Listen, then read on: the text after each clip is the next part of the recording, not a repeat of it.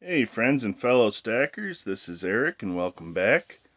Well, I had a chance to visit a new local coin shop that wasn't quite so local to me, but I did pick up a few interesting items. Let's have a look.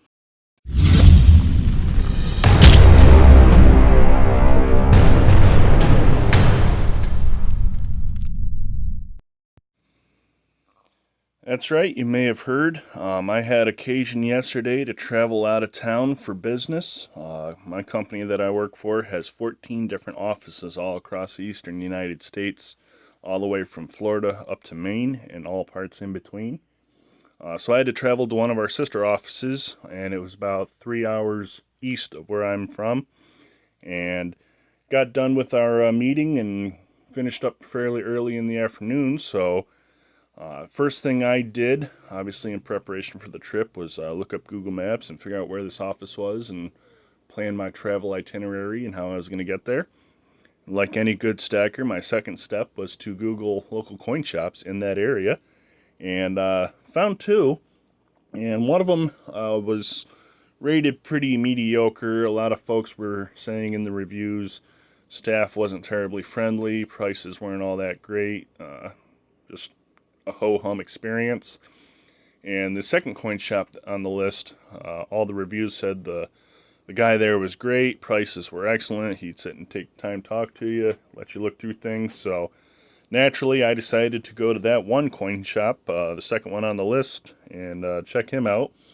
And when I was in downtown in the city that I've never been at, it was nice because it was literally 4 minutes walking distance around the block from my office to this coin shop. So it was a great time seeing a new city and checking out a new coin shop.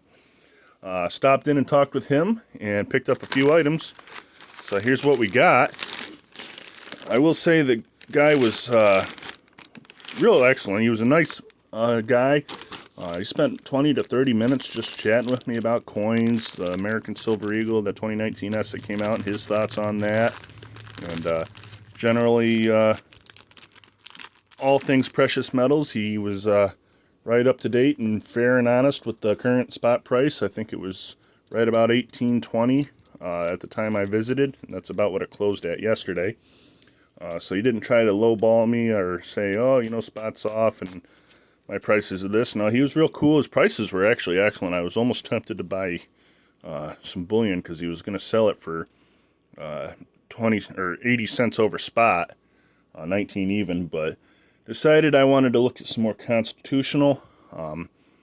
These weren't on my list originally, but he had a good deal on them. He had Morgans in those little paper and plastic sleeves, and he was looking like $30 or so a piece for them, and that's not exactly what I'm interested in, so didn't go for those. But he had, as I was looking on his shelf there in his glass case, he had a Tupperware container, and it looked like a whole bunch of peace dollars, average circulation.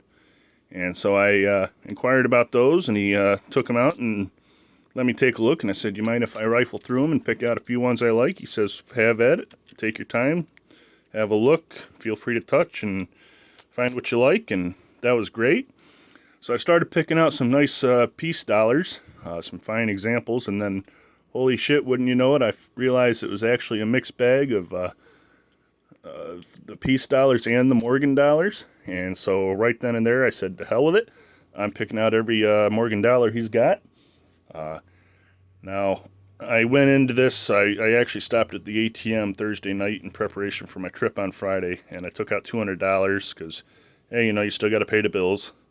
But I wanted to take cash so that I didn't get overexcited and swipe the debit card and spend more than I really should be. So I took cash, and that's what I was willing to spend, and that's that. So, again, he had an excellent price on these. Now, most of these they're all average circulation. You might even say they're coal, but none of them have any major flaws. But the majority of these are 1921, which is the most common date. These are in abundance, so there's nothing terribly special or exciting about a bunch of 1921 Morgan silver dollars. It was the last year before they switched over to the peace dollar. So it is the last production run, but they made a crap load of these. So again, nothing terribly exciting, but I think these are in fine condition, considering they're average circulated. Fine meaning, to me, I think they're perfectly good and acceptable for my purposes. And so I got a whole bunch. I got 10 total. 8 of the 10, as I'm showing you here, are all 1921s.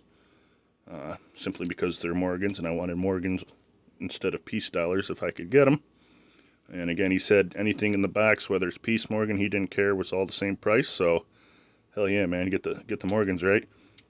And so there you see. I actually didn't even look at the dates really as I was going through the box. I was just, if it was a Morgan, I set it aside on the mat he had on the counter.